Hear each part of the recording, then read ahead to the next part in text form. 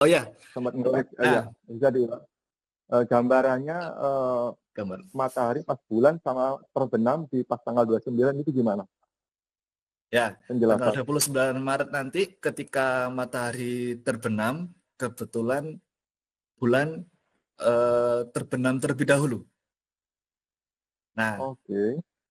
untuk sidang isbat yang resmi dinyatakan sebagai tanda pengganti bulan itu adalah ketika pengamatan bulan setelah matahari terbenam, Pak. Setelah matahari terbenam. Iya, setelah matahari terbenam. Tapi di Observatorium Bosca kami mengembangkan metode untuk bisa mengamati dari siang hari.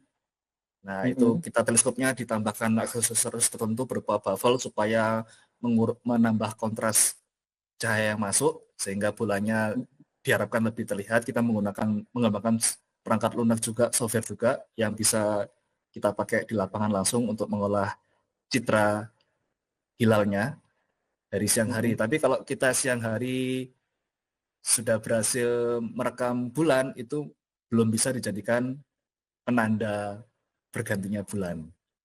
Mm-mm. Nah, Mm-mm. jadi kita harus menunggu matahari terbenam dulu. Nah, tanggal Mm-mm. 29 Maret nanti secara perhitungan bulan terbenam terlebih dahulu daripada matahari. Mm-mm.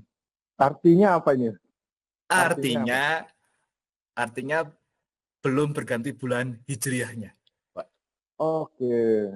Berarti kan kalau belum berganti bulan apa digenapkan dong menjadi 30. Untuk kemungkinan satu Iya, Syawal akan jatuh di tanggal 31.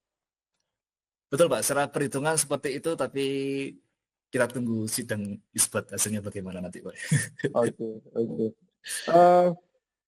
Bicara nanti pas elongasi, karena untuk pengamatan bulan sabit itu kan ditujukan untuk meneliti ambang visibilitas itu juga ya, bulan sebagai fungsi dari elongasi. Kalau dari sisi elongasi sendiri itu nanti di tanggal 29 itu memang tidak tampak atau bagaimana, atau masih kecil ya, ini. Sedangkan hilalnya juga masih kecil atau bagaimana? Kalau Iya secara Pak, kalau dari perhitungan.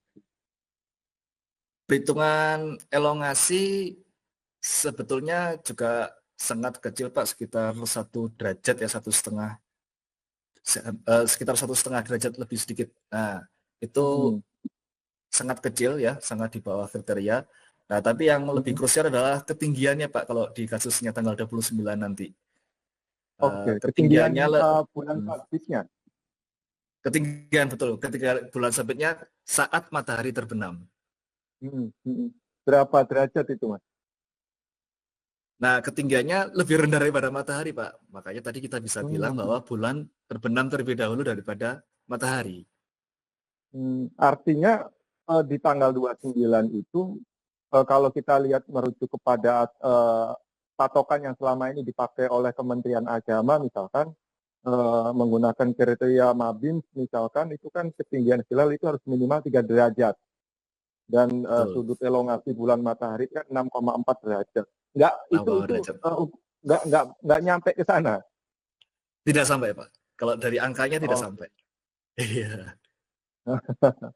Jadi kemungkinan besar kalau secara perhitungan itu memang eh, satu Syawal di tanggal 31 Maret ya Mas ya. Mas Hafiz ya. Mas Dimas, Tanggal sorry. 30 Maghrib, Pak. Tanggal 30 Maghrib Oh, sudah masuk sorry. awal. 30 Iya. Maghrib, iya. Tapi Kita kita, pengennya ingatnya 31 Lebaran aja. iya betul, lebarannya tanggal 31 paginya. Mm.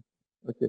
Eh, dari sisi tim nanti pas cuaca di tanggal 29 itu perkiraannya dari tim Bosca sendiri dalam pengamatan perhitungannya memungkinkan untuk melakukan pengamatan lebih leluasa gitu, apakah mendung, cerah?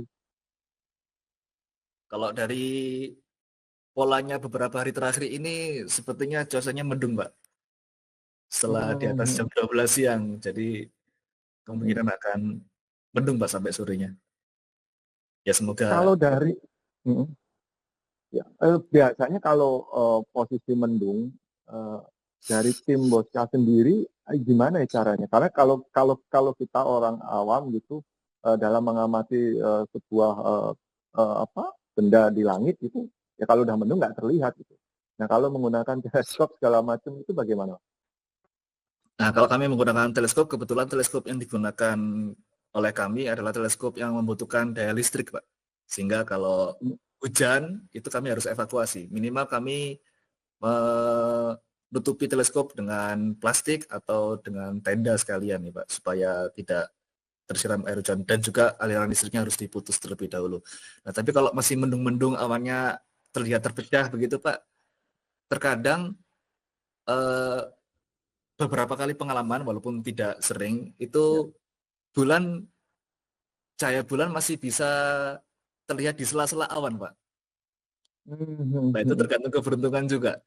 Jadi terkadang awannya kalau mecah, ada celah awan yang bersih begitu ya, kita Ya. ikuti. Nah, kita menggunakan teleskopnya, kita ikuti secara otomatis posisi bulannya. Oleh karena itulah akurasi arah teleskopnya harus bagus sekali, harus disiapkan Hmm. jauh-jauh hari, beberapa hari sebelumnya.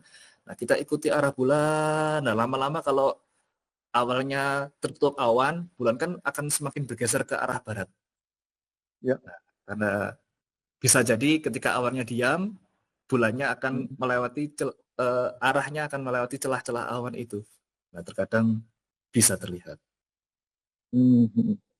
Kalau biasanya untuk